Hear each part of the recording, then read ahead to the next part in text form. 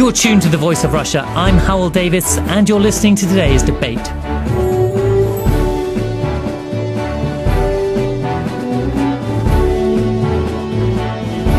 Just last November, Silvio Berlusconi left the presidential palace in Rome by the back door to avoid jeering crowds.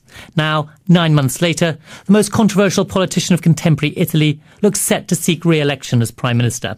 Polls commissioned by Berlusconi reportedly show that his return to politics would increase his party's poll ratings from 10% to almost 30%.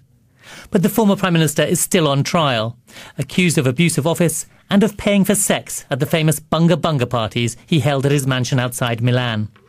So is there still a future in Italian politics for the man who's guided Italy through 8 of the last 10 years?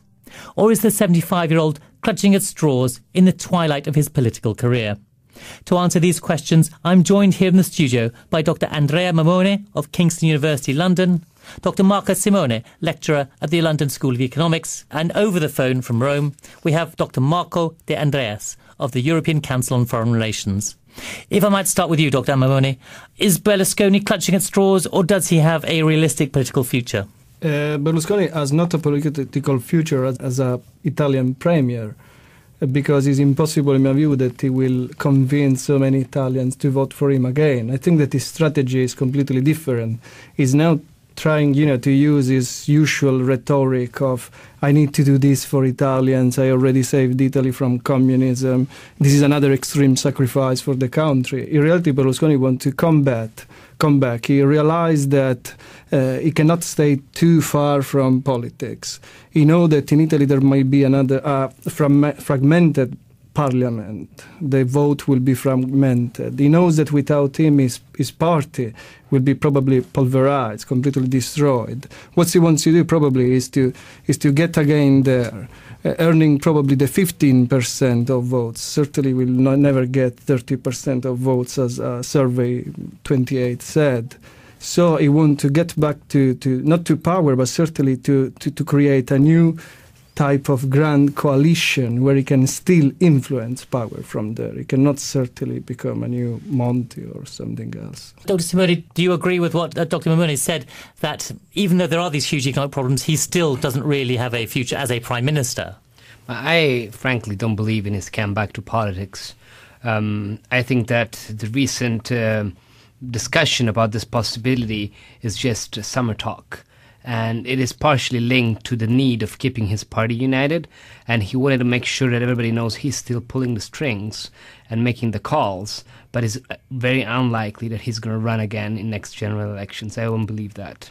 So you think this is all just propaganda in a way on his part, just to try and boost his party? It is partially propaganda, it's partly internal party politics. Berlusconi's party is pretty large and has a lot of parliamentarians. He commands a lot of city councils, regional governments, and so on. And it is not easy to govern such a big party that in the last 15 to 20 years have been guided by one single man, i.e. Berlusconi. So, of course, the transition to a new leadership is complicated. Right now, the present leader is a 40-year-old relatively young man for Italian politics who was appointed by Berlusconi. So he's seen very much as his protege who has been put there so that calls could still be made by Berlusconi. So he doesn't have enough political strength to be the real leader. And this recent Berlusconi move saying, I might decide to run again, etc., is just about to calm down different party leaders, different, second tiers of leaders who are about to start a fight, so to block a kind of fight for succession. So in a way it's an attempt to try and force his party to be more conciliatory towards their current leader, the 40-year-old. Yeah, maybe. Or maybe just to indirectly tell to the party leaders, don't worry, he is not the real leader. See what I mean? So it's actually the opposite. Reassuring them that this 40-year-old guy is not really deciding anything, he's calling the shots. Dr. Andreis in Rome, we've had Berlusconi in power for 8 out of the last 10 years in Italy. What does that tell you about modern Italy? The fact that this man, who frankly most outsiders would have said was unelectable in many other countries, but he did manage to sort of gain power in Italy several times. What does that tell you about modern Italy? Well, I don't know. It tells many things, and of course these do not pertain only to Berlusconi, but on the general political landscape of Italy. Let me just add one thing. I think that there might be a benevolent interpretation of what Berlusconi or why Berlusconi is thinking about running is that maybe he's resigned to the idea that even after the next general elections there will be a Monti government backed by a grosse coalition. And so his problem is to maximize the chances that his party will be strong enough vis-à-vis the others within this grosse coalition. And this may be his idea.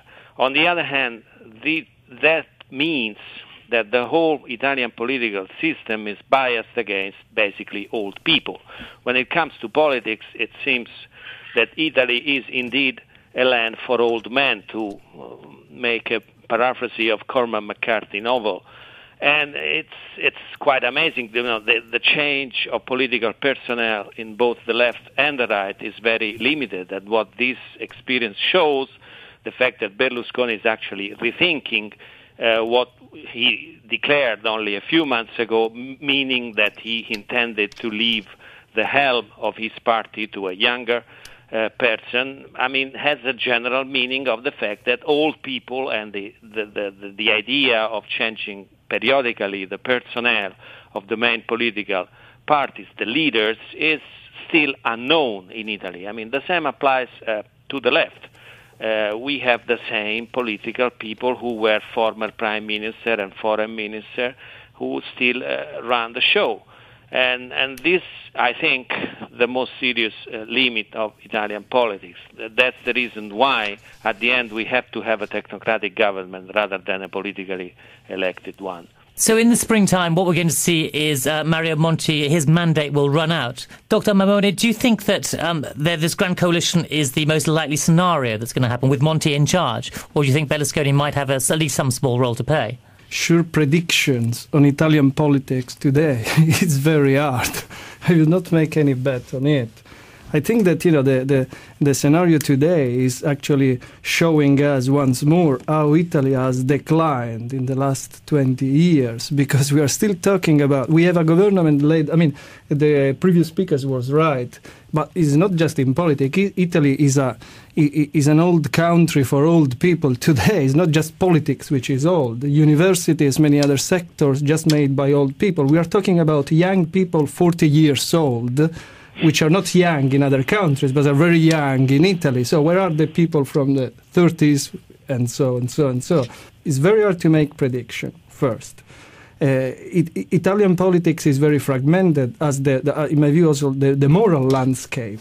How can we make a prediction when we have a comedian called Beppe Grillo, who in many cases very demagogically has gathered a group of citizens, let's say angry citizens, promoting a sort of anti-politics, even if one should wonder, is politics the one promoted by the Bunga-like politician, or is politics the one promoted by other people? But let's say, even demagogically, in many ways, this Beppe Grillo and this his movement, according to some polls, may even be the third political force in an Italian parliament. I still believe that, Berlusconi, as the previous speaker was saying, as I said before as well, will try to influence an eventual new... Berlusconi, in my view, is hoping exactly that, to have a semi-technical government led by someone else. But even Monti, in my view, would be a tragedy for the country, in the sense that, these politicians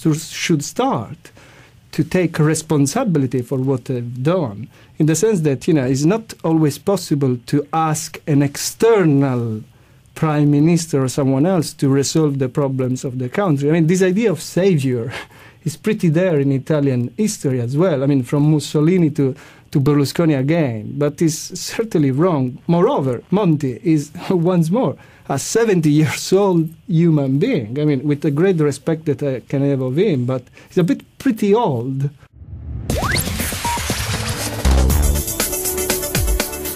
You're tuned to The Voice of Russia. I'm Hywel Davis, and today we're discussing Silvio Berlusconi and the future of Italian politics. I'm joined here in the studio by Dr. Andrea Mammone of Kingston University, London, Dr. Marco Simoni, lecturer at the London School of Economics, And down the line from Rome, we have Dr. Marco de Andreis of the European Council on Foreign Relations. Dr. Simoni says it's very hard to predict what will go on. What would you say would be the best case scenario after September? What would be the election result that would help Italy resolve its problems as much as they can be resolved at the moment? You know, one of the reasons why it's really hard to predict the results is that we are not even sure who is going to run. And we don't know even the present parties, so the parties that are now in parliament, with whom are they going to be allied? What type of alliances are going to be? What type of political programs are there? There is a pretty paradoxical situation because Italy had the most heated political dynamics in recent European history between Berlusconi and its opposition that at times was able to win over him for a few votes, was the strongest and fiercest debate.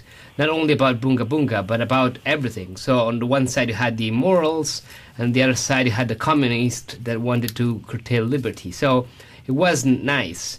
Yet the economic policy that was followed by the two coalitions was utterly similar. Was so similar over 20 years that in the end they gathered together supporting the same government. I mean, if you think about it, politicians that until day one were insulting one another. We're not talking about normal democratic debate. We're talking about insults and, type of polemics that are unknown in other countries. Then the next day they're all together supporting the government and approving a series of hard reforms. That's not surprising if you look at the substance, because those type of policies are very similar to what they did in the last 20 years, which have not worked. And the problem now in Italy is that if you look at polls, they not only show an increase of extra parliamentarian forces like Grillo, like the comedian Michael League was talking about, but there is more than half of the populace who doesn't want to go to vote or is not sure what to vote. It's the highest result in the history of the Republic. There was a poll a few days ago of the Eurobarometer. Italians are the European countries in which the trust on political parties is the lowest. I mean, it's not that in the UK or Russia or anywhere for this matter, people normally like very much political parties. They're not very popular in general. But in Italy, there is about 4% of the population who trusts them. And this signals... Sorry, can I make sure I've got that figure right? 4%, not 40, but yes, 4. 4. That is absolutely right. And this number is lower than after the famous Bribesville scandal in the early 90s. Much lower than that. That time was 20, which was considered to be low, which was low. But 4 now means that the population has no trust in what these politicians can achieve. And that is the reason also why they are in difficulties. They don't know really what to do. And this is why they gave all this trust to a technocratic government that is one of the most technocratic ever seen. Like even in Italy in previous decades, or in Spain, or in Greece, or in other countries where, at times you had the technocratic government almost everywhere, you always have a mix of people from the central banks who are not politicians, but they're quasi-politician, one could say, or former politicians or former head of state. So it's always a mix. It's never purely, this time in Italy, it's purely professors from universities or civil servants with clear no political affiliation. This is just because they didn't know what to do, and they had to do something, though. Dr. De Andreis, is it the case that basically people in Italy have become so sick of politicians that there is no trust there at all? And isn't this quite a dangerous situation for Italy? I beg to differ slightly from the previous speaker when he says that this is a completely technocratic government. I think at the level of undersecretary, for example, one may point to at least some people who have some political connotation. But, having said that, the danger for Italy right now is to exit the euro.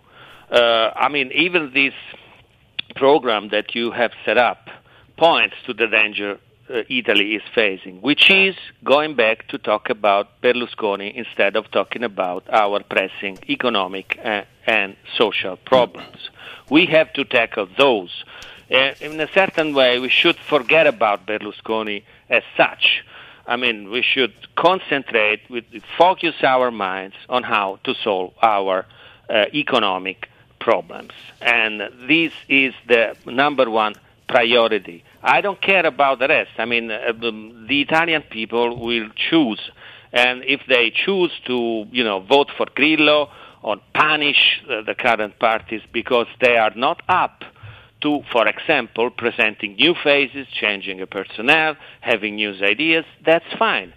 I very much hope there will be, another few years or at least months, even after the elections, of a technocratic government who is focusing minds and efforts to solving our economic problems. This is priority number one. Then politicians, political parties, one way or another, will have to come to terms with the problems of our country. Otherwise, we are going to perish in this world. And I don't think at the end Italians want to perish. How much progress has Mario Monti made so far in helping overcome Italy's problems? I mean, it's only been 9 months, but has he made any significant progress that people are actually thinking, well, he's at least doing something? I do believe so. I mean, in a sense, if you are living in Italy, you feel it. Because, I was reading this morning, for example, that car sales have gone down 20% with respect to last year. And, fuel consumption is down 10%. And unemployment is up 10%. So you feel the pain. Of this pain, I think we needed this pain because the current state of our fiscal affairs is unsustainable. So we had to enter a phase of, economic pain. We did this. I think our public accounts are in a better shape now. We still need to have a recognition from the markets, and we still need some help from some outside help from the European Central Bank or from Germany and France, and for others from the Eurozone to overcome these problems. But we are doing our homeworks on this, and we are also feeling the pain for that. I hope we'll be rewarded soon. Dr. Mammone, you're co-editor of Italy Today, the Sick Man of Europe. I mean, there are lots of European countries like Spain, for example, and Greece, clearly, having economic problems. But are there specifically Italian problems that need to be tackled? Well, I should need like a couple of hours to talk about all the specific Italian problems. The major problems that Italy has. There are some problems, but, as Marco Simoni previously said, I mean, personally, I'm not a big fan of technocracies. I'm not a big fan of Mario Monti and all these things, simply because I believe that this is a failure of politics and politicians should make their choices, should take their responsibilities. I don't really think that this government, for example, has done a good work, has not done a huge work. If you look at the southern Italy, which is an area full of problems, I don't really see that they are making things to improve that area. Spending reviews, they are cutting judicial courts in region full of mafia, which is not the best things to do, and several mafiosi are celebrating about that, as far as I know. But, as Marco said before, one of the tragedies of Italy is that there is no confidence in the previous political class. I mean, this is a gigantic problem which is in Italy. Secondly, my personal understanding is that in Italy there is a specific crisis in terms of public ethics.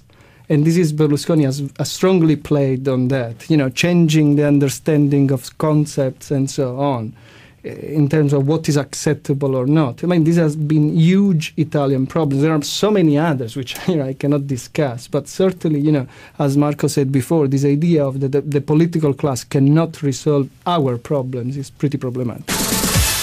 You're tuned to The Voice of Russia. I'm Hywel Davis, and today we're discussing Silvio Berlusconi and the future of Italian politics. I'm joined here in the studio by Dr. Andrea Mammone of Kingston University, London, Dr. Marco Simoni, lecturer at the London School of Economics, and down the line from Rome we have Dr. Marco Andreis of the European Council on Foreign Relations. Dr. Simoni, you want to come in there? Yeah, just to add something about your remark on differences between Italy, Greece, and the country with economic problems in the south of Europe, or in the north for that matter, like Ireland. There is one key difference, is that we Italians are pretty much the strongest critics of our own country. And I think we should continue in doing so. But we shouldn't forget that Italy, differently from all these other countries, is an extremely rich and strong, economically strong country. And a very large economy as well, very important. Very large economy is like, Italy is the second export manufacturer in the EU after Germany. Italians are, in a recent rank by the OECD, they have the fourth or fifth asset size of developed countries in the world. It has one of the largest private savings in the world, as a zero private debt compared to huge private debt of any other large European economy. So we are talking about a country that has enormous economic problems. I recently wrote a book on the cause of economic decline. Italy hasn't grown for the last 15 years. And this is a big problem, not only for Italy, but for the entire Eurozone. Because if Italian economy was better in the last 10 years, so with a slight growth, we wouldn't have right now a euro problem. The euro problem is there just because we had 10 years of lack of growth. But we still have a very strong economy, strong manufacturing, strong services, one of the most educated population in the world, and that is the main difference with all these other countries. Like Greece doesn't produce anything. So is that economic sort of stasis, or that economic sort of stationary economy failing to grow, is that purely down to people like Berlusconi, who, despite being a free marketeer, presided over an era in which growth was glacial? Yeah, there are some responsibilities on the part of those who hold too many rents, so that the market economy in Italy is not as free as it should be. Other problems have to do with wrong reforms that happened in the 90s. The way Italy adjusted to globalization, they never really adjusted in a proper way, as Germany or France did, much better. So now they're thriving and selling all the BMWs to Chinese middle class. And this is what we should be doing as well, and we are not doing enough, selling our lifestyle to Chinese or Indian middle-class Brazilians. So emerging countries are huge opportunities for all developed economies, and we didn't do our job well enough, and this is what the next government has to do. Monti couldn't do very much. He was called there to fix the budget problems, and he did that. We need, as my colleague Mammone just said, a political government to solve this problem and decide the direction that Italy has to take. Dr. Andreis, what we do seem to have emerging now is problems with the regions saying they're massively in debt, Sicily being the big example that's emerged recently. Yeah, but, the calculation which is used within the EU about, the fiscal position of any given country includes the liabilities of the local administrations, including regions. So this is more or less counted in our public accounts. I cannot agree more with what the previous speaker said, which is pointing to the strengths, the economic strengths of this country that makes it unique with respect to other countries of the Eurozone in difficulties now. Well, our private debt, just a footnote, is not really zero, but it's the lowest among the Eurozone and among rich countries. To just give a rough idea, if you combine public and private debt, our indebtedness, it's about 3 times our GDP, whereas, Britain's is 5 times. But, one should ask also why this has no impact on the yield on British bonds. I don't know, but, I don't want to enter a different terrain. But, there is space for improvement and there is hope. The main obstacle is really a change in our political landscape. I mean, our main trouble is a political class which is not up to the task of running such a complex, sophisticated, and even rich country. Dr. Mammone, you've written about the sick man of Europe. Do you agree with this what seems to be sort of quite optimistic words around this table about the Italian economy, underlying strengths of it anyway? I have to say that there are many sick countries in the world today because we have a world economic crisis, and certainly Europe is within it much more than other world areas. When we wrote the book, Italy was certainly a sick man of Europe because Berlusconi was there. Plus, there were that number of problems which were still there and which could explain why Italy was so problematic and is still so problematic. The problem which has been underlined here, the problem of Italian elites, is it goes beyond, as I said before, the political class. There are studies proving that basically those elites, economic and so on, some of them are still there after 20 years. So for this reason I say an old country for old people. We need new politics of innovation and so on. In this sense, Italy is still... to that new politics of innovation? How do you change this political landscape we've been talking about that seems to be for old men and sort of seems to be unmoving? How do you make that change? I personally cannot make anything, but honestly, if a comedian called Beppe Grillo, with a bunch of, unfounded, angry citizens, can probably get maybe the 15 or 18 of votes, it means that there is a strong call in the country for a new type of politics. Do you think there's a danger, Dr. Simoni, of people who are looking for answers perhaps going to the extremes? This is what's happened in Europe in the past, is that people tend to go to the far right, far left, when they're despairing of the political class and when there's no work out there. Yes, this is always the case, and the interesting thing in Italy is that it's happening not towards the extreme right or extreme left in a traditional sense, in the way we were used to it in the 20th century, but towards this protest party organized by this comedian, which is partly a demagogic phenomenon moved by the hatred of people, normal people, against the political elite. But it's also an interesting political experiment because this is completely self-organized through the internet. So it's not that there is, a group of people organizing a party in the way we would all think about it. It's self-organized through meetup in the internet and, simple citizens that have a number of rules. They can use a logo that is managed and owned by this comedian, but then they do more or less their own politics.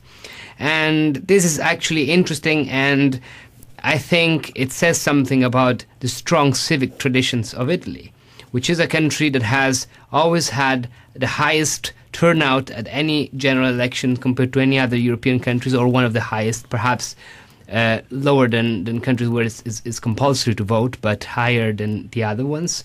And therefore, as my colleague just said, there is room for political innovation, and there is also tradition for political innovation in the country. What I'd like to emphasize is that these optimistic tones are there just to balance the picture, but the situation is extremely serious. We have a few years in which we can try and make the number of reforms that are necessary, and I would include the labor market, I would include some reform of the banking sector, and especially the way the state is managed, so that the state can leave the economy free to operate, after which all our strengths are going to be vanished. Right now, we are in open recession. There are thousands of firms that are closing every day.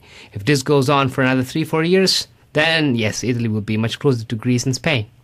Dr. Mammone, do you want to come in there? Yeah, Dr. Simoni just said about this guerrilla phenomenons, but I personally work on extremism, on far-right extremism. So for me, it was interesting to see, this fact that there is a growing far-right sentiment in Europe, because these movements are exploiting exactly the politics of austerity, the lack of democratic legitimacy in imposing rules to foreign countries, and they use this anti-Euro propaganda. In Italy, the success of guerrilla, not of traditional or new far-right or far-left forces, is exactly proving what we were talking about before.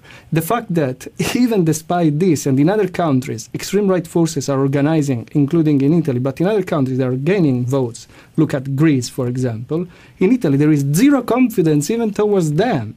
Zero confidence towards traditional politics. So the far right and the far left are as discredited as the other parties, as basically, well, yes. The politics. I'm afraid that's all we have time for today. If I'd just like to thank my guests who turned up here. We have Dr. Andrea Mammone of Kingston University, London, Dr. Marco Simoni, lecturer at the London School of Economics. Thank you. And down the line from Rome, we've had Dr. Marco de Andreis. Thank you all very much indeed for your time.